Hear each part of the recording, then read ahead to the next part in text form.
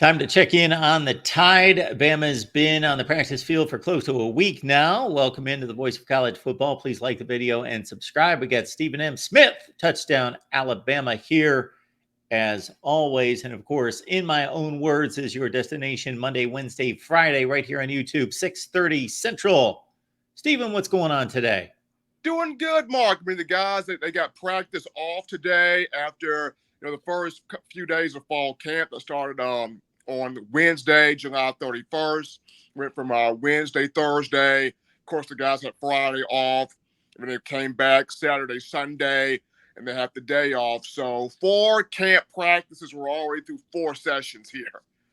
Of course, Jaylen brought some talent with him from Seattle. Parker Brailsford is one of those, manning the center position, and he's gaining some traction there in camp. Some guys like Tyler Booker saying some positive things about his contributions thus far. He's been great. I mean, he understanding DeBoer's system, understanding what Nick Sheridan wants to do in terms of the blocking scheme, whether it's pass pro, run blocking, pointing out the linebackers, different blitzes that a defense could present or show. We're talking about a young man that helped Washington to the Joe Moore Award of his past season, helped protect Michael Penix Jr. to a 4,000-plus yard passing season. Of course, Penix is now with the Atlanta Falcons. So Parker Brailsford, not the biggest guy in the world at 6'2", around 280 pounds, but a guy that's very athletic. He's got a lot of power, but despite the size, can get up to the second level of a defense in terms of the run game and take on a linebacker and spring those bags up and down the field.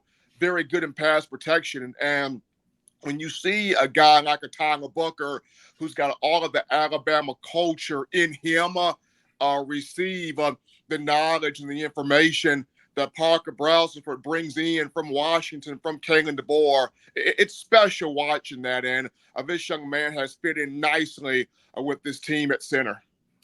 It's awfully early, difficult to assess things completely at this point. But of course, offensive line was your first and foremost focus here. Is there anything else to point out, either something you picked up early or expect to see here in the next couple of weeks? Well, right now, with where the offensive line is, Mark, your 3 interior guys are set. When you look at the center guard tandem of Tyler Booker, left guard, Parker Brailsford, center, Jaden Roberts, right guard, those 3 are set in terms of your first team linemen.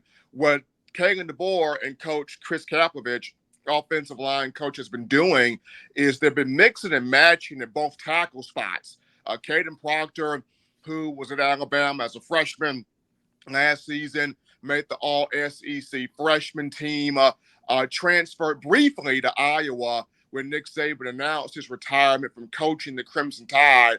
Of course, Proctor came back to Alabama in the summer. He's had to earn the respect of the team back, and he's been fully bought into the Jaylen DeBoer style of doing things. Proctor has also dropped weight, so he's cut body fat. He took some reps there, first team left tackle on Sunday, but there's been an interesting competition as Alabama is repping Proctor, Wilkin Formby, and Elijah Pritchett at both tackle spots, trying to get the best combination of 5 there on the field. So right now, though your 3 interior guys are set, your 2 tackle spots, there's been competition there. Of course, this Alabama team's already been through 15 sessions under Jaylen DeBoer in the spring, so they got to undergo that transition and see how that looks different than what Nick Saban and how he conducted practices. Has there anything been said by the Alabama veterans in comparing the Nick Saban-led camps versus what Jaylen DeBoer brings? It's some differences there, Mark. The number one thing is the music being played. Nick Saban was not a fan of the tunes in practice. He was more so that natural practice sound. Football being thrown in the wind, pads popping, guys barking at each other. That was Nick Saban for 17 years. As for Jaylen DeBoer, you walk out there and you see a guy with a boom box and an aux cord playing country music or playing rap music or playing different genres of music out there. That's definitely different. Number 2, Coach Saban usually would have practice during the heat of the day. When you talk 3 p.m., 3:30, 3:45, King and DeBoer, no. You're getting your tail up at 9 o'clock in the morning, 9:15, 9:30, and you're out there early on the practice field getting that work in. So that's a different right there. And then number three, Nick Saban mainly stayed with the defensive back unit. He was the de facto cornerbacks coach so he stayed with that unit. Kangan DeBoer walks around. He'll be with the quarterbacks. That he'll walk around and lead and help the running backs through their drills and protecting the football, not fumbling the ball. Coach DeBoer will walk over to wide receivers. He'll walk over to tight ends. He'll walk over to defense. He'll walk around. Saban was more so planted in one spot. DeBoer will walk around. Saban had his legendary straw hat. DeBoer has an Alabama cap on his head. So there are some differences between the two starting off in these fall camps. Hey, staying with the offense, Stephen, Jaylen Milroe's development, what do you think are the main points there to add to his great running ability? And then, of course, everybody knows about the deep ball. He has cleaned up, Mark, the short to intermediate game. I've seen him the last 4 practices. He is throwing some ropes to either side of the boundary, putting the ball in great spots in those 10 to 15-yard passes, whether it be the short in routes, the quick out routes, the drag routes across the middle of the field, the option routes. He is laying the ball in very well. He has picked up that part there of his game, and he's even now executing more of the zone reads. We're seeing those in practice where he's keeping the football or whether he's riding that ball into the running back's chest and allowing the running back to get up and down the field, on those zone read keeps there. So he has improved greatly the short to intermediate game, and he's even gotten more comfortable with that zone read that Kangan DeBoer and Nick Sheridan, they want to run more of. Where are we on the defensive side in regards to hot spots for competition? Well, right now in the outside linebacker room, of course, you lose Dallas Turner and Chris Braswell to the National Football League.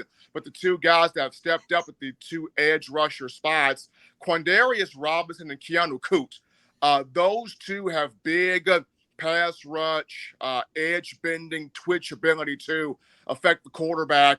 Yancey Pierre, a former 5-star from Eufaula High School in Alabama, the cousin of Courtney Upshaw, he has really started to turn a corner. And then you got 2 young guys, Noah Carter and Jayshun Ross, who are growing. But Kangan DeBoer on Sunday was very impressed with the defensive line. He said the line got after guys Sunday. And you got guys that can bring pressure, whether it's Keon Keeley, the former 5-star in the 2023 class, who is a concrete defensive end now. Then you have Jordan Renaud, Edric Hill, guys like Tim Keenan, Tim Smith, Jamarian Latham, Jaheim Otis. Those guys, the leaders of that defense, they are really showing not only the leadership traits, but the ability to stop the run, affect the quarterback also. You got James Smith, who's starting to come on more, a former 5-star from Carver High School in Montgomery, Alabama.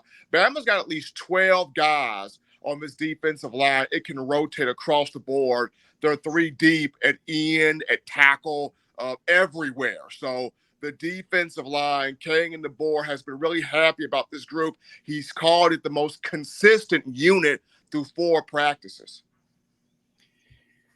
In my own words, with Stephen M. Smith, Touchdown Alabama, it's every Monday, Wednesday, and Friday, 6:30 Central. And again, Touchdown Alabama is the destination as well. The coaches poll came out on Monday. Alabama sitting at number 5. It's just another reminder of the ridiculous standard that Nick Saban built, because that's the lowest preseason ranking since that first national championship season of 2009. Georgia, a near consensus number 1 over Ohio State. And again, Stephen, Bama at 5. Your thoughts? I mean, this is exactly where I kind of pictured Alabama would be at number 5, right? Because Coach Saban announced the retirement a lot of people have the question, well, Saban's gone. Can the next coach, which is right now Coach DeBoer, keep this team on the level of greatness, on the level of dominance, and get this team to not only a conference championship, but into that 12-team playoff and contend for a national title? The one thing Nick Saban did do, he left Kalen DeBoer with a lot to work with. When you look at the nucleus of the team being back, when you look at the 2024 freshmen that are in here now offensively and defensively, and then for Coach DeBoer to retain so many of the coaches from the Saban era. You hang on to Freddie Roach. You hang on to Robert Gillespie. You hang on to Coach Dave Ballou in the strength and conditioning department. You hang on to guys that mean a lot here to this program, as well as bring in your own flavor of guys in Nick Sheridan, in Jamarcus Shepard, in Maurice Linguist, in Colin Hitzler, in Kane Womack to be the defensive coordinator. So Alabama at 5, a spot that I thought they would be at, but this is a hungry group that wants to show the world that, yes, Coach Saban retired, but Alabama's still rolling here. Stephen, I got to think that some folks around Alabama circles are taking notice of what's going on with Auburn's 2025 recruiting class. It seems like every day is bringing another top 50, top 100 player. So I'll ask you about that, but also Alabama's pursuits in recruiting as it stands here going into September. Well, first things first, when you look at Auburn, Auburn knew when it brought in Hugh Freeze, Hugh was going to recruit the state.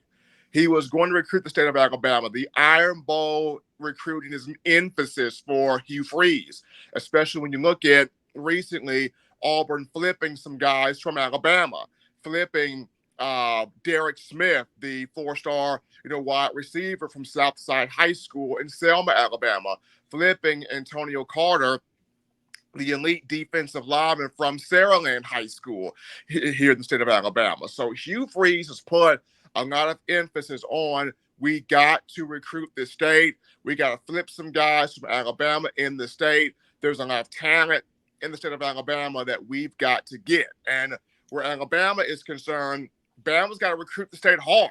We have seen Coach DeBoer go out there and get guys from California, which is big. Go out there, you get guys from Texas, you get guys from other states, which is marquee, but you got to also get the homegrown talent as well. Right now, the main guy that Alabama's got in-state is Anthony Rogers for the 2025 class, and you got to hang on to him. But Bama's also got to continue to get other guys within the state because it's marquee talent within the state of Alabama. The Tide right now trying to beat out Ohio State for the number 1 class, but Bama's got to hold guys within the state, as Hugh Freeze and Auburn have made in-state recruiting a priority right now. Folks, we deliver here at the Voice of College Football. Now we need you to do your part, which is, of course, like the video and subscribe here at the Voice of College Football. And again, Monday, Wednesday, Friday, 6:30 Central with Stephen on In My Own Words. Stephen, always good to see you. Thanks for stopping by, getting us updated on the Tide. Appreciate you, Mark. Take care. This is fun.